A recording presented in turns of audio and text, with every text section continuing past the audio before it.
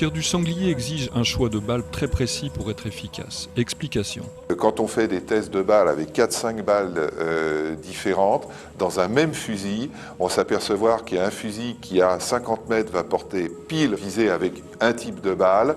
On prend une autre balle, on est à 50 mètres, on va être 30 cm en bas à droite. Avec un autre, on va être 20 cm à l'horizontale à gauche. Là, il faut vraiment essayer, avec l'arme que l'on a, 3, 4, 5 types de balles pour trouver le type de balle qui s'entend le mieux avec le fusil. En général, avec les fusils à un canon, les fusils à rechargement automatique, les choses ne se passent pas trop mal. Les armes ne sont pas trop capricieuses en fonction de la balle, mais avec les fusils juxtaposés ou superposés, on assiste souvent à des choses assez surprenantes. Donc le premier point, c'est de s'assurer que l'on a une balle qui va être bien portée par le fusil qu'on utilise.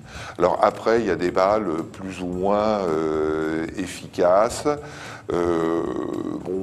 Une bonne classique comme la Brenneck, elle a démontré son efficacité. Une Brenneck Rubin Sabot, c'est mieux.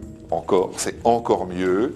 Les slugs américains, surtout dans les versions modernes, des slugs assez lourds avec des têtes un peu creusées, sont très efficaces. Ils ne sont pas tellement utilisés chez nous, curieusement. Moi, personnellement, je conseillerais de rester sur ces valeurs sûres. Je dirais la Brenneck classique, la Brenneck Rubin Sabot, la sous-calibrée, et les slugs américains.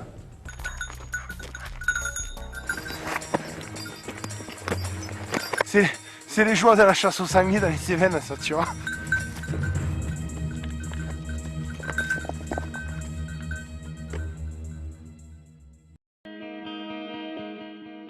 Choisir son arme est un acte capital qui relève à la fois d'un processus culturel, traditionnel, mais aussi d'expérience. Une question qui m'a plusieurs fois été posée, c'est pourquoi est-ce que dans le sud de la France, les chasseurs sont si attachés aux carabines à rechargement automatique, donc qui permettent d'enchaîner 3 coups sans intervention manuelle, alors qu'il est rare qu'ils aient l'opportunité de tirer le 3e coup, et parfois même ils ne tirent souvent qu'un coup. Je pense que la raison, elle est historique, même si le mot peut paraître un petit peu fort, c'est que la grande poussée démographique du sanglier dans le sud de la France et d'ailleurs un peu partout en France, c'est fin des années 60, courant des années 70, je dirais la grande expansion, elle a commencé vers 65-70 et puis elle s'est poursuivie pendant toutes les années 70 et ça a correspondu au moment où les armes à rechargement automatique sont arrivées sur le marché, singulièrement à l'époque la fameuse Browning Bar, qui existe toujours d'ailleurs, qui a été bien modernisée, mais qui existe toujours, et puis celle qu'on appelait la 280 Remington, en fait la Remington en calibre 280. Donc c'est les armes qui sont arrivées sur le marché au moment où les sangliers sont arrivés sur les terrains de chasse.